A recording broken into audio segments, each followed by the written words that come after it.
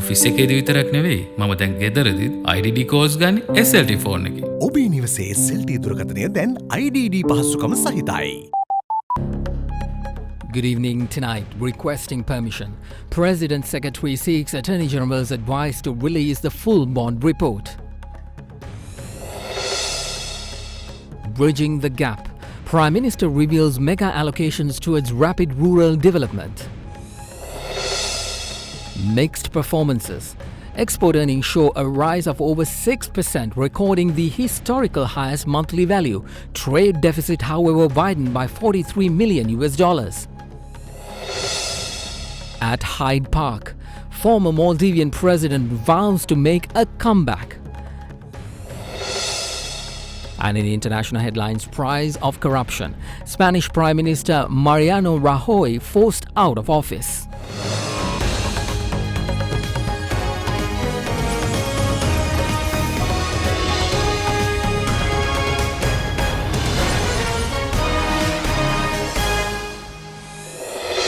It's 9 o'clock on the dot. This is First at 9 on Derana 24/7, Sri Lanka's news channel. Hello everyone, I'm Mahesh Johnny.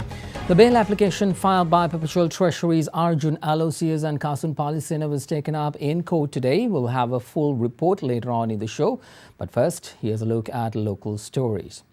Secretary to the President, Austin Fernando, made a special statement to the media today on the restrictions placed on disclosing the report compiled by the Commission of Inquiry, which probed the controversial Treasury bond issuance by the central bank. He said that the complete report can be provided upon advice of the Attorney General and the Bribery Commission. Fernando's remarks comes in response to the statement made by the Department of National Archives, which said that the report can only be made available with the express consent of the President's Secretary. Parliamentarian Dayasiri Jayasekara recently revealed that the bond report consists the names of 118 parliamentarians who received money from Arjun Aloysius with regards to the controversial bond issuance at the central bank.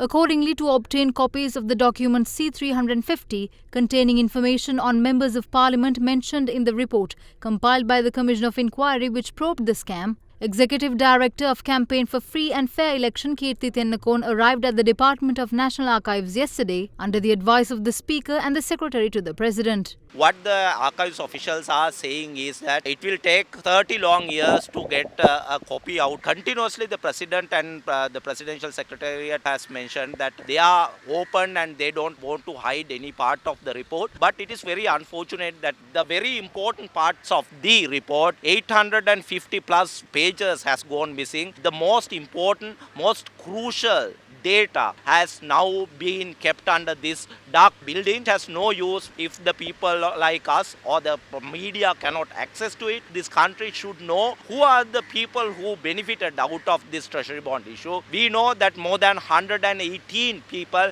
has gained financial benefits out of this bond scam now. It's the ultimate duty of the Presidential Secretary to get a copy of the bond issue, including C-350. Accordingly, the Department of National Archives released a communique to media explaining their inability to provide the document C-350. As per the letter, except for the final report, the annexure to the final report has been enclosed for 30 years in accordance to the law of National Archives, and for any reference, written permission of the Secretary to the President is required. Furthermore, the letter highlights that under the subsection of the Right to Information Act, these documents cannot be obtained directly for public reference. In such a backdrop, CAFE has written a letter to the Secretary to the President, Austin Fernando, requesting the release of document C-350 for public reference. Secretary to the President, Austin Fernando, today made a special announcement to media over the matter. These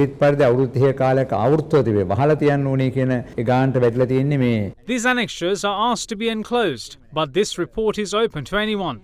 It isn't my decision to open or close it. It is a decision given by the Commission. It is better if we show this to the public, as this matter lies with the Secretary and the Director General of the Department of Archives. It has nothing to do with me.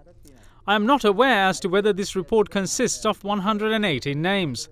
The report consists over 600 names with regards to different incidents. I read the report, but there was no such list of names of any politician, company or an individual accused of accepting money from PTL. If there is such a list, tell me where it exactly is and I will never hesitate in finding it. Document C350 consists of the list of incoming and outgoing telephone conversations, and it's not a problem to release this information. MP Dayasiri Jayasekara requested information under the Right to Information Act. He is requesting a lorry load of information. I cannot do that, as I was advised by the Attorney General and the Director General of Archives Department. I have made a written request to the Attorney General seeking advice. If he asks me to release all the information, I will. Minister of Development Strategies and International Trade Malik Samaravikrama meanwhile has also sent a letter to the Secretary to the President requesting the release of names of MPs accused of having accepted money from Arjun Aloysius.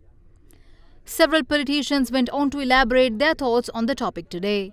Politicians would always take donations for their political activities. Therefore, it is very unfair to discriminate them on their political activities. But with regards to this bond scam, this has become a fight forum where people have been accused. Therefore, if people want to get to know who are the people, there is no harm in the parliamentarians or the politicians getting exposed. I'm sure once the media as well as the other MPs do make a noise of it in the parliament and in the other media, I hope some justice will prevail. There's no punishment needed just because some political funding has been given if they did not know what the whole game plan of UPL or the Perpetual Treasuries was. Today, Mr. Austin Fernando is a very senior administration fellow. He told it is not his decision. Presidential Commission itself decided not to publish to anyone. Austin Fernando very clearly told, no, that type of 118 list.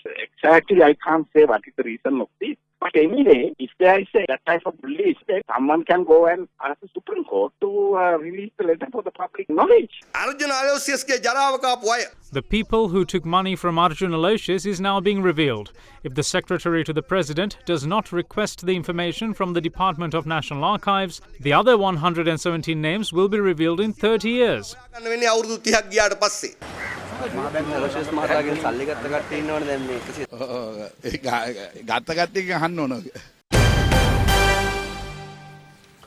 President Maithripala Sirisena assures that irrespective of political criticism being levelled, the future of the country is not unfortunate and a better future for the people of the country will dawn. The President gave the positive outlook for the country while addressing a function held in Polonnaruwa today. A ceremony organised to hand over title deeds for 12,083 settlers in the Mahaweli B and C rubber canoe zones was held at the Arlaganvila Magul Damana Mahavidyalaya this morning.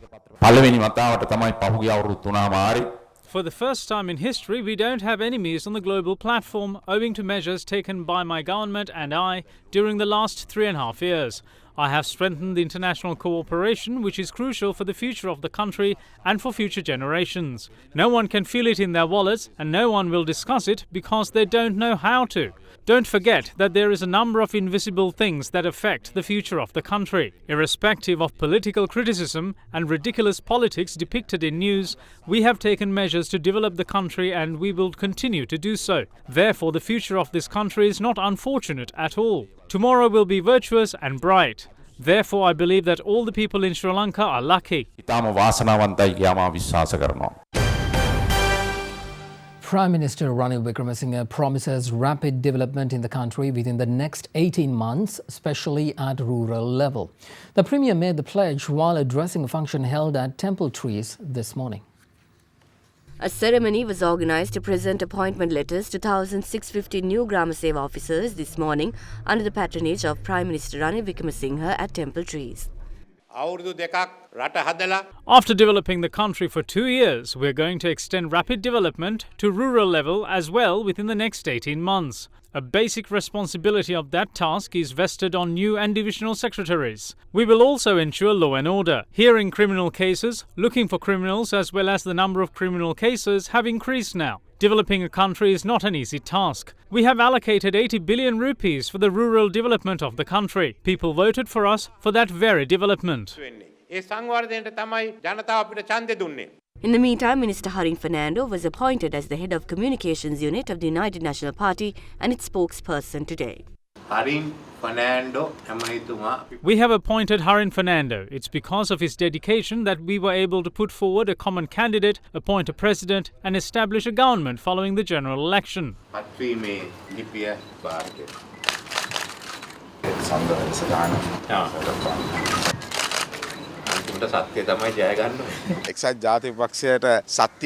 We feel that the truth is suppressed for our UNP these days. We believe that with the program The Truth, the UNP will come out with people who are true, at least during the last 2 years. The UNP is a party which made a common man the president of this country. Most people have forgotten that. We today declare that the truthful UNP will emerge once more.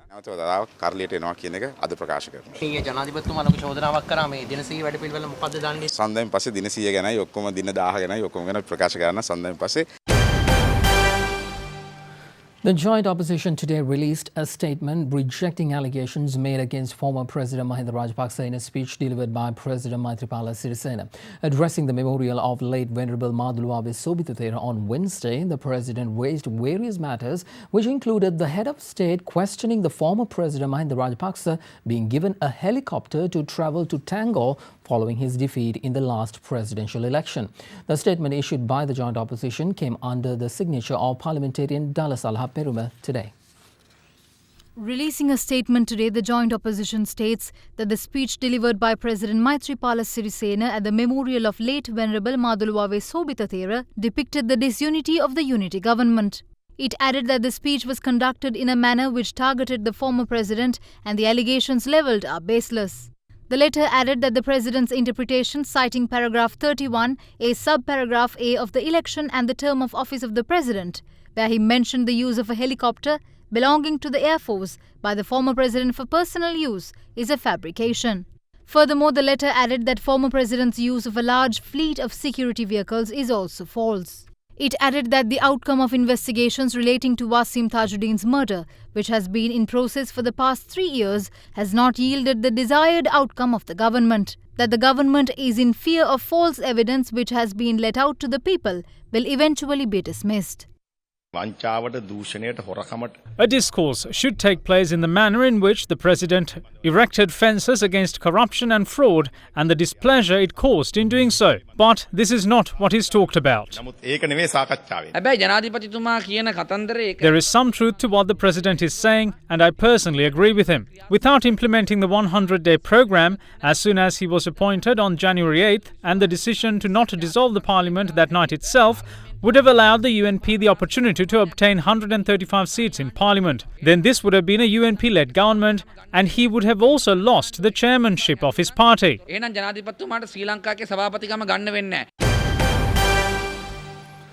leader of the Janata Vimukthi Peramuna, parliamentarian Anrukumara Disanayake, continues to insist that the executive presidency didn't affect the victory of the 3-decade-long civil war in Sri Lanka. The parliamentarian made the assertion today while addressing an awareness conference on the 20th Amendment to the Constitution in Kandy. What are the arguments brought against the 20th Amendment? They claim wars can arise if the executive presidency is abolished. Should laws be made assuming there will be wars? They should be made to ensure there won't be any. Do you know what the 20th Amendment is? Its purpose is to ensure there won't be any wars. There are a lot of reasons as to why the war ended.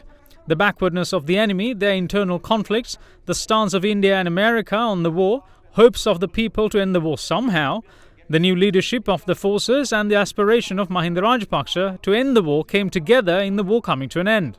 If executive presidency was the reason for it, it should have ended way before. The other argument is that we are scared of Gotabaya coming to politics, which is laughable. They also say the country will be unstable if this is abolished. Is it stable today? Both Maithri and Ranil have got together to continue governing, but it's unstable. Therefore, more debates are not needed to decide whether or not we want the executive presidency. Neither Mahinda nor Ranil or Maithri can run for presidency again. The Lifetime Achievement Award won by acclaimed film director and producer late Dr. Lester James Pieris, which went missing, was returned to his wife Sumitra Pieris today. The prestigious Indian medal was stolen during late Dr. Pieris' funeral proceedings and was later found from an overhead luggage rack of a private bus plying from Kaduela to Kolpiti along the route 177. The Lifetime Achievement Award received by late Dr. Lester James Pieris went missing from his residence on the 2nd of May during his funeral proceedings. Following a complaint lodged with the police by a relative regarding the missing award, an investigation was launched into the matter. During investigations, the missing medal was found from an overhead luggage rack of a private bus plying from Kaduela to Kolpiti. 5 suspects were also apprehended by police with regards to the theft. With the conclusion of investigations, the medal was returned to the wife of late Dr. Lester James Pieris, Sumitra Pieris.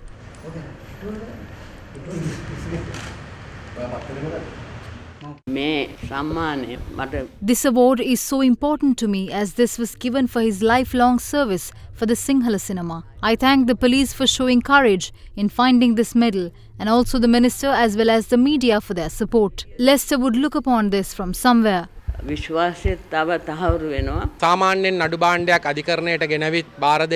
Court produce are released to their owners. What's special about this instance is that given the significance and the humanitarian aspect of this case, we got permission from the court to personally hand over this medal to Mrs. Pieris at her residence. If the suspects in this case are found guilty, we will file a case at High Court in line with available legal provisions in order to hand out a more severe punishment. We intend to hand over the relevant documentation to the Attorney General in the near future.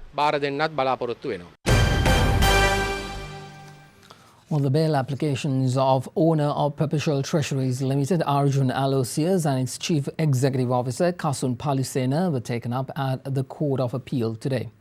Also, the case pertaining to an attempted assault by the wife and daughter of Governor to the Eastern Province, Rohita Bogolagama, was also heard. The bail applications of the owner of Perpetual Treasuries Limited, Arjun Aloysius, and its CEO, Kasun Palisena, were taken up at the Court of Appeal today. Making submissions on behalf of the Attorney General, Additional Solicitor General, President's Counsel Yasantha Kodagoda said the verdict to refuse them bail given by the Colombo Magistrates Court and the Colombo High Court is in line with the law. He added that the duo have failed to submit special information which would lead to the decision being revised. The case will be taken up again on the 11th. In the meantime, the Colombo Chief Magistrate Ranga Dissanayake today ordered the arrest of the wife and daughter of Governor to the Eastern Province Rohita Bogolagama for the alleged attempted assault on a woman. A case was filed with the Colombo Chief Magistrates Court over the incident while the 2 accused had been issued notice to appear before the court today, but they failed to appear before court. Meanwhile, the attorney representing the aggrieved party informed court that despite a case being filed, Rohita Bogolagama's wife continues to threaten the plaintiff over the phone. The case will be taken up again on the 22nd. You are watching Sri Lanka's award-winning news channel, Derana 24/7. Welcome back, everyone. Former President Mohamed Nasheed is adamant that he will contest the upcoming presidential election in the Maldives, even if he faces the risk of another prison term. The exiled former president of Maldives also hinted at an India-first foreign policy if he returns to power, while insisting that China's involvement in the Maldives will be strictly scrutinized. Nasheed made the remark while speaking to Indi Vrigamuatha on the program at Hyde Park on Derana 24/7 last night. Nasheed, I think you were talking about the Chinese influence in the Maldives. I think this is very relevant for all of us in South Asia. Don't you think developments from China could uplift the economy of the Maldives? Because part of the Maldives, apart from the tourism sector, is very much in poverty. A lot of concrete is not necessarily development. Without firing a single shot, China has grabbed more land than the East India Company had done at the height of the colonial era. How this is achieved is, first you remove democratic oversight by weaponizing corruption, by buying up parliaments, by bribing judges, by getting political leaders arrested, by making you rogue in a sense, by making the country rogue. and then you remove democratic oversight only to get unsolicited contracts. Once you have an unsolicited contract, they increase the price of it by billions. But does that mean you would pull out of these contracts? For example, in Sri Lanka, as you know, the Port City project, that was a project that came under major scrutiny, and it also led to severe complications later on. Bigger countries must understand that they can't use debt as a leverage. They can't use debt as a disciplining agent. And you can't take a country into that kind of ransom. And I think, that's not commercial. That's a human rights issue. That's an issue of suppression. I think there are other institutions that you can have deliberation upon what is happening. What is exactly happening in the Maldives is land grab. The present government in the Maldives accuses you of bringing international powers, Western powers, into internal affairs to decide the fate and the future of the Maldives. And they feel that the Maldives, the security of the Maldives and the region will be compromised as a result. We are in international contracts. We have joined the United Nations. We have conceded to a number of conventions, UN conventions, and we must live up to it. How do you think the Maldives should move forward? We had relied upon Sri Lanka all our lives to build a nation, to run a nation. And I think it would be in the interest of both countries to have more closer association, more closer friendship and economic ties. So that's the direction that we should be going. India will also want a bigger role to play in the Maldives. We've always lived India as our big neighbor. We should understand Indian sentiments. We should be aware of their safety and their security and their concerns. And we must build a foreign policy based on that. Our government says you will not contest for election, although you're very much determined. Well, locally it's been decided, internationally it's been decided, and I hope that the international community would impress upon President Yamin the need for an inclusive election, a fair election in the Maldives. If not, we are doomed. And for you going forward, how will you ensure that these your pledges will be effective? Will the ordinary Maldivian trust these pledges, especially because the pattern we spoke about at the beginning? Will the present government allow election results if you do win? President Yamin, since he came to government, has arrested every single opposition leader, including myself. He has declared martial law. He really has overrun the state. We cannot give up, and we must not give up. I know this is a fight against odds. We've always fought against the odds. We will be able to beat President Yamin in the upcoming elections, in the forthcoming elections. I have no doubt whatsoever about that. But what if President Yamin and his government does not stand up to the results of the election? Well, we've seen similar situations in South Asia, in Asia. Already, President Yamin doesn't have the confidence of the security forces.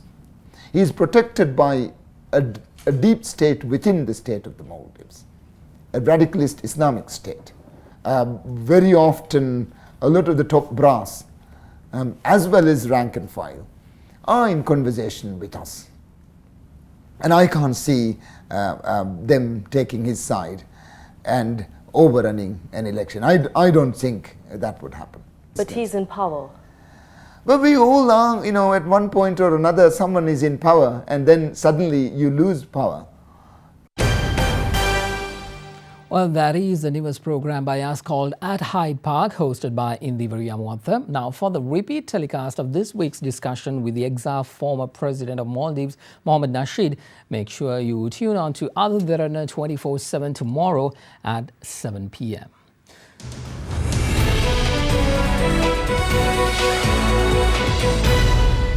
The external sector displayed a mixed performance as trade deficit widened to $871 million last month from $828 million a year earlier. Meanwhile, the Central Bank of Sri Lanka added that the country's merchandise export earnings stood at $1.1 billion, which was up by 6.3% last month, recording the historically highest monthly value. According to the Central Bank of Sri Lanka, the expansionary trend in the trade deficit observed during the first 2 months of the year decelerated in March 2018 as exports earnings grew at a higher rate than the growth in import expenditure. This resulted in a lower trade deficit for March 2018 in comparison to a trade deficit in excess of $1 billion observed in the recent past. In March 2018, Sri Lanka's overall exports were up 6.3% to US $1.1 billion with an increase in industrial exports, recording the historically highest monthly value. Earnings from industrial exports mainly contributed towards growth in export earnings. Leading markets for merchandise exports of Sri Lanka in March 2018 were the USA, the UK, India, Germany and Italy, accounting for about 52% of total exports. Meanwhile, expenditure on imports increased last month to $1,979 million, while the year-on-year growth moderated partly due to the base effect of high import expenditure in March last year. On intermediate goods, year-on-year growth of import expenditure on fuel increased significantly in March 2018, mainly due to the base effects as no crude oil was imported in March 2017. Additionally, high expenses incurred on refined petroleum and coal also contributed towards the increase in expenditure on fuel. India, China, Japan, UAE and Singapore were the main import origins in March 2018, accounting for about 53% of total imports. Furthermore, tourist arrivals increased by 24.1% in March 2018, bringing in an estimated $433 million to the country, with cumulative earnings amounting to US $1,313 million during the first quarter of 2018. Meanwhile, foreign investment in the CSC, including both secondary and primary market foreign exchange flows, recorded a net outflow of US $35.7 million during the month of March 2018. The level of gross official reserves of the country was estimated at US $7.3 billion, equivalent to 4.1 months of imports at end March 2018. The Sri Lankan rupee depreciated by 3.3% against the US dollar in the year to 31st May 2018. The weakening of the Sri Lankan rupee against the US dollar partly reflects the broad-based strengthening of the US dollar globally. A U.S. move to impose tariffs on aluminium and steel imports from Canada, Mexico and the European Union overshadowed a gathering of G7 finance ministers meeting and central bankers meeting yesterday amid fears a trade war will imperil global economic growth.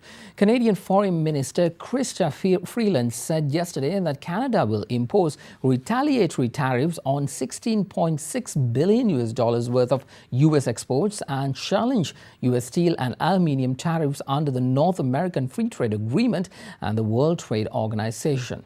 Freeland said that the Canadian tariffs are set to go into effect on the 1st of July and stay in place until the United States lifts its own measures, hours after the United States said that it would impose tariffs on aluminium and steel imports from Canada, Mexico and the European Union.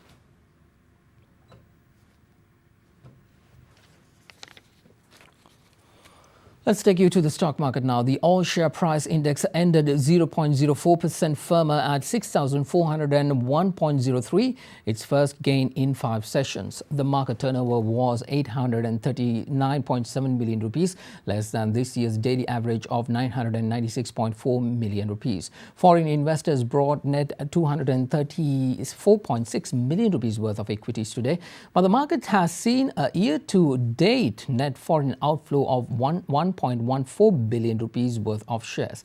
Now here is Stefan Dialvis from NDB Securities with a full report. During the week, the ASPI lost 1%, mainly due to price losses in counters such as Melster Corp, Tokyo Cement Company and distilleries. Similarly, the S&P SL20 decreased by 1.1%. The average daily turnover for the week was up from last week to 1.3 billion rupees. Furthermore, foreigners remained active during the week, closing as net sellers. The foreign sales accounted for 69% of the total weekly turnover. A net foreign outflow of nearly 1.4 billion rupees was recorded for the week. Out of the weekly turnover, crossings accounted for nearly 27%, which was a lower proportion than last week.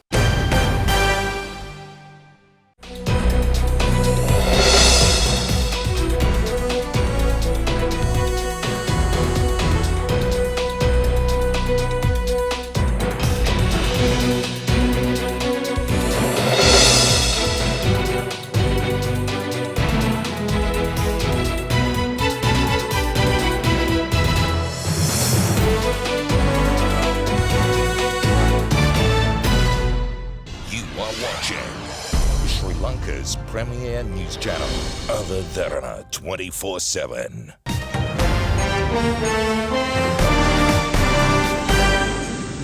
In international news, Spanish Prime Minister Mariano Rajoy has been forced out of office by a no-confidence vote in Parliament. Socialist leader Pedro Sanchez, who filed the motion after Rajoy's party was implicated in a corruption scandal, will become the next Prime Minister. Rajoy is the first Prime Minister in modern Spanish history to be defeated in a no-confidence motion. The leader of the Conservative Popular Party has been Prime Minister since 2011. During the second day of debate today, Rajoy admitted facing defeat and told parliamentarians that it has been an honor to leave a better Spain than what he found.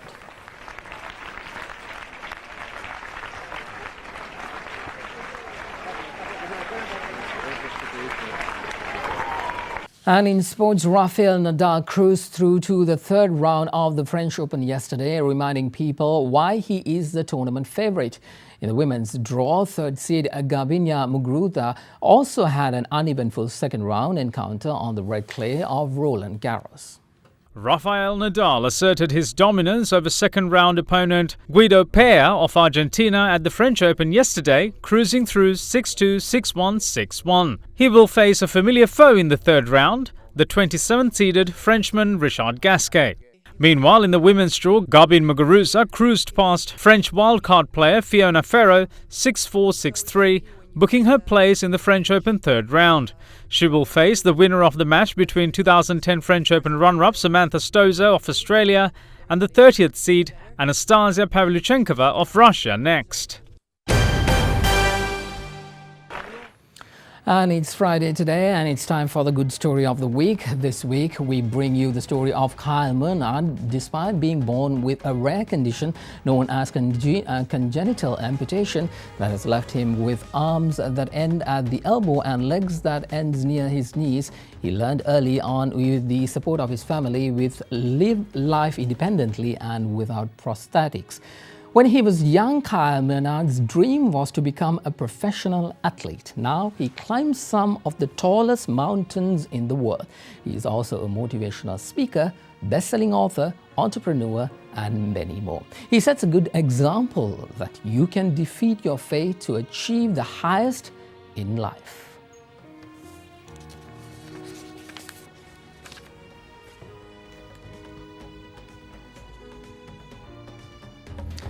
Thank you for joining us. I'm Mahesh Johnny. Enjoy the weekend. Good night.